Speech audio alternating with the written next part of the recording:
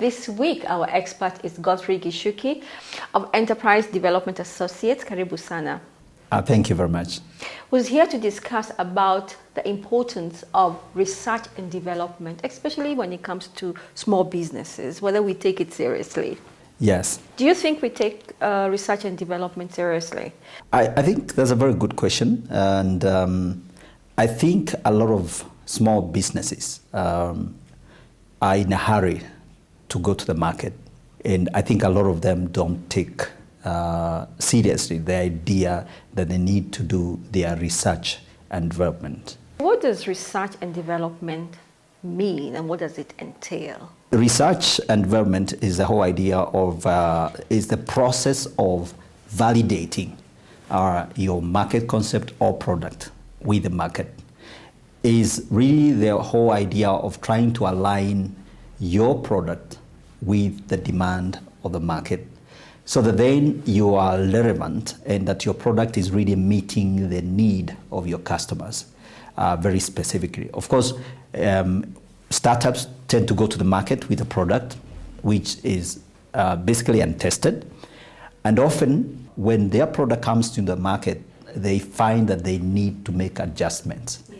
And so at that point, those very successful products and services are those that the owners are able to really address the issues that are coming from the market, the feedback they are getting from the market, by go back to the product, either modify the product, align, remove some things, add some things, whether it's a service or whether it's a product, especially a product.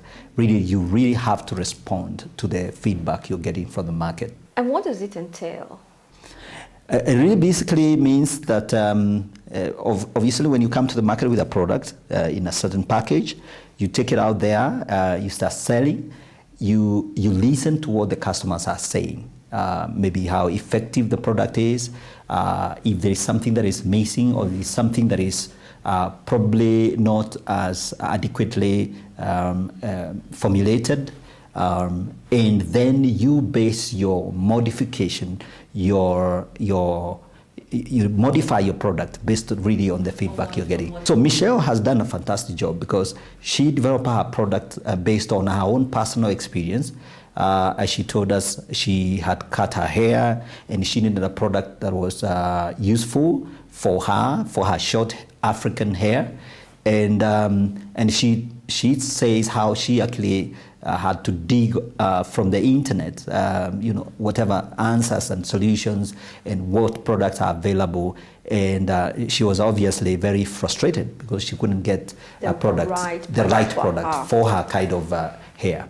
And so fortunately, based on that experience, she went ahead and started mixing and formulating stuff in their kitchen at home, and mixing all the little bits and pieces here and there, the butters and all the other formulas everybody keeps on talking about. And she was able to come up with something that was useful for her. Godfrey, there can also be risks when it comes to research and development, especially if you're getting a focus group or you're getting your relatives and your friends, because they may try your products and then it backfires on them. So how do you deal with that? I think, of course, when you're developing a product which is going to go to the market and you really want it to be a product that is a winning product and a product that will serve its need, obviously you have to take into account all the technical information that you need. Would research and development be part of your business plan? It needs to be. It needs to be done. And what I advise small businesses is to apply what we call the lean startup model.